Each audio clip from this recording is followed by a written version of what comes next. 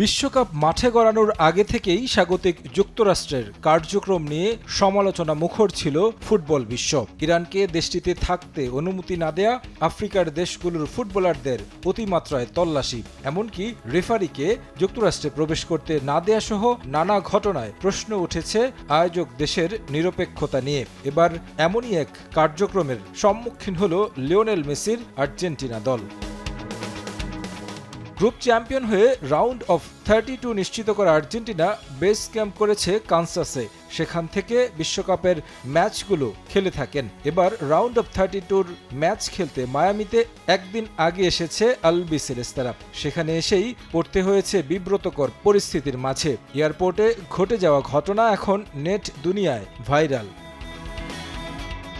Miami এয়ারপোর্টে মেসিদের বিমান নামার পর সেখানেই কড়া তল্লাশি করা হয় গোটা দলকে, অনেকটা অপরাধীর মতো। বিমান থেকে নেমেই সিকিউরিটির কার্যক্রমে অংশ নেন তারা। একটি ভিডিওতে দেখা যায় মেটাল ডিটেক্টর দিয়ে মেসির গোটা শরীর চেক করা হয়। এরপর তার সতীর্থদের তল্লাশি কার্যক্রম দেখে হাসতে থাকেন 8টি ব্যালন ডিওর জয়ী তারকা। পরবর্তীতে LM10-এর লাগেজ খুলেও তল্লাশি করেন দায়িত্বরত নিরাপত্তা কর্মীরা। মেসি অবশ্য তাদের কাজে সম্পূর্ণ সহযোগিতা করেন।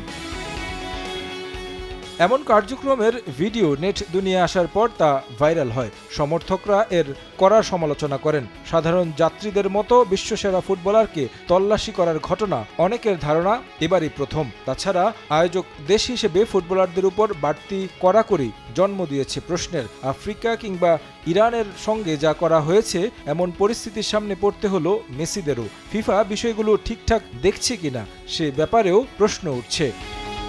তারেক হাসান শিমুল, সময় সংবাদ।